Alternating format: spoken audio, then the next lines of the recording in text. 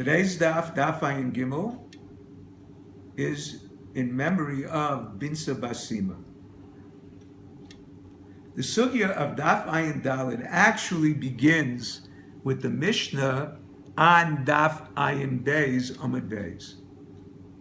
The Gemara begins by presenting a machlokas of Abaye and Rava that happens to be one of the Yal Kigam, the 6 arguments where Abaye actually, the halacha follows Abaye as opposed to Rava.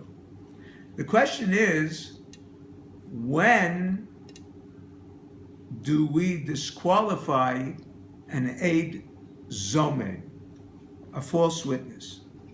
Now, to understand this question, we must explain the circumstances behind it. For example, 2 witnesses testify on the 1st of Nisan that they saw Reuven lend Shimon $1,000 in Yerushalayim. A month later, a second pair of witnesses testifies that on the 1st of Nisan, those witnesses were with them in Tel Aviv. That's called Eidim Zomim. During the month of Nisan, the first witnesses testified to other money claims.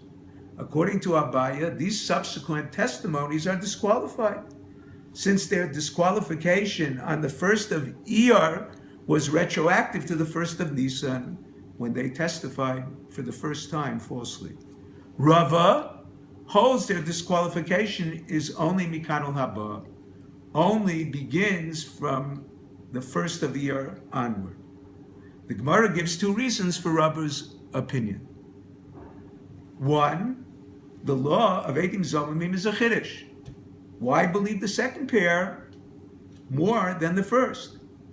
Now, this is not true by Eidei Achosha. Eidei Achosha are witnesses that contradict one another. For example, one pair claims Reuven was the lender, and one pair claims Shimon. They cancel each other out. So why in the case of Eidim Zomimim do we believe the second over the first?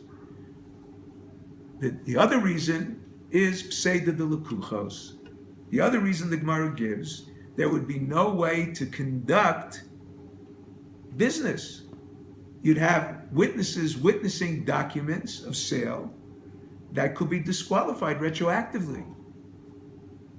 The difference between them is, number 1, if the Eidei Hasama were testifying against each one of the original pair. In other words, you had 2 witnesses against 1. In both members of the first set of witnesses, then it would not be novel to listen to 4 against 2. Number 1, and therefore we have to come on to the second reason of Pseida de Lekuchos. The second difference is where the Eidim Zomimim discredited their testimony by claiming they were thieves, not falsifying their testimony. Here, their testimony does not contradict the claims, and therefore there's no novelty in believing the second over the first. Now, there is a similar Tanaic argument. Now, normally when the Gemara asks the question, Lema K'Tanai, it means that the argument of Abaye and Rava is superfluous. The Gemara suggests that maybe this argument is really a Machlokas Tanoim.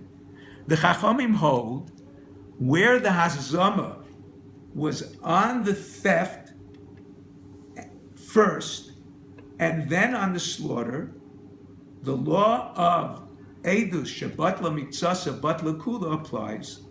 If the Hazama was on the slaughter first and then on the theft, then the testimony of the theft stands. The thief pays kefel to the victim, and the witnesses pay the additional fine of the 4 and 5. Rabbi Yossi, however, disagrees with the Chachamim. He says it depends. If it is 2 testimonies, meaning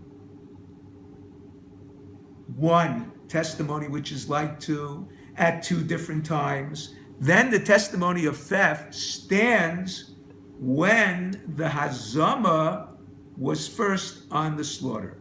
However, if it was 1 testimony, meaning at one time Then they said, for example, on Tuesday he stole the animal on Sunday and slaughtered it on Monday. Then, according to Rabbi Yossi, even though the testimony was on the slaughter first before the theft, we still say Eidus Shebatla Miktsasa Batla Kula. Their testimony regarding the slaughter was at the same time of their testimony to the theft. Therefore, they are disqualified retroactively to the time of the theft. Apparently, Rav Yossi holds like Abaye. The Chachamim hold, since the testimony was concerning the slaughter, it is only from that time that they are disqualified like Rava. However, the Gemara rejects that interpretation. It could be that even the Chachamim hold retroactive disqualification. The argument is concerning the principle of Toch K'dei Dibur. The Chachamim hold, even though the testimony concerning the theft and the slaughter were at one time, they are two separate testimonies. The second part of the testimony does not disqualify the first. Toch Kedei Dibur, one statement is still Lav Kedibur Dami, doesn't make it as if it's one testimony. Rav Yossi, on the other hand, holds Toch Kedei Dibur is like one statement, or in our case, one testimony, and therefore disqualifies the first part as well. Although in a case where one wants to exchange a non-sacred animal for one sacred, where he has two sacred animals in front of him, and he says, this should be an Ola, and changes his mind, Toch Kedei Dibur, and says, this Chulin animal should be Shlamim, Rabbi Yossi does not consider it one statement, and it is an Ola. So, must be, this is because he holds only Toch Kedei Dibur Kedei She'elas Rav L'Talmid V'lo Kedei She'elas Talmid L'Rav.